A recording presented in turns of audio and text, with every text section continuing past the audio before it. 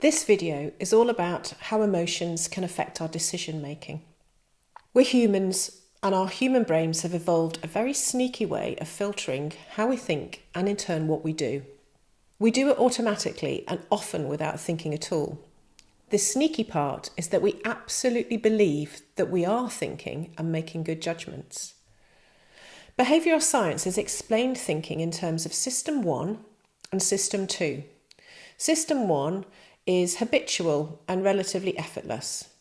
It's like when we read, we don't really think about how we're doing it, we just get on and do it.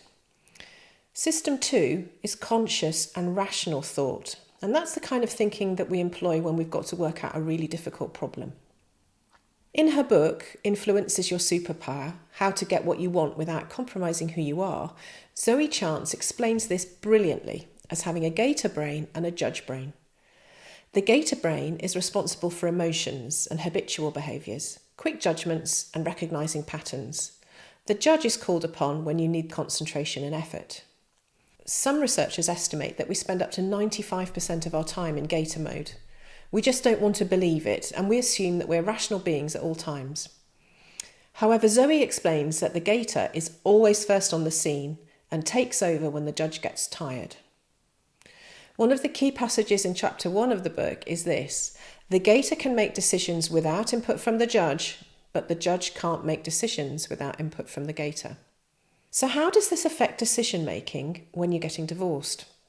Well, two of the commonest reasons for getting stuck and unable to move forward with decision making are fear and pain.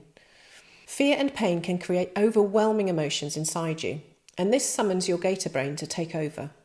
It's really difficult to make good decisions that require input from the judge when you're afraid or you're feeling pain. If you have the time and the space to process the thoughts that are generating your fear and pain, this will help you to recognise and regulate your emotions. When the judge knows that the gator is feeling calmer, she'll be ready to make some awesome decisions. This does not just apply to when we're feeling overwhelmed with emotion. Our mood has an impact on all of the decisions that we make.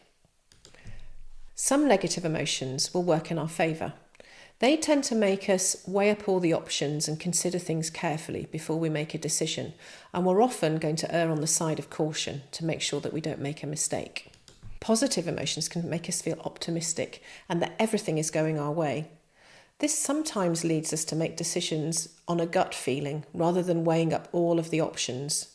In some cases, you absolutely will make the right decision, but just exercise a little caution that you're not making the wrong decision. If you know that your mood affects your decision-making capacity, then you can take this into account when you have to make important decisions. Is your negative mood making you feel anxious, or do you need to be genuinely concerned about something? Is your certainty about a decision due to the fact that you're feeling positive and energetic that day? Is that the right decision? Or do you need to take a step back to consider everything before you make your final decision? So as you can see, our emotions definitely impact the way that we make decisions. The next video will examine how our emotions affect our relationships.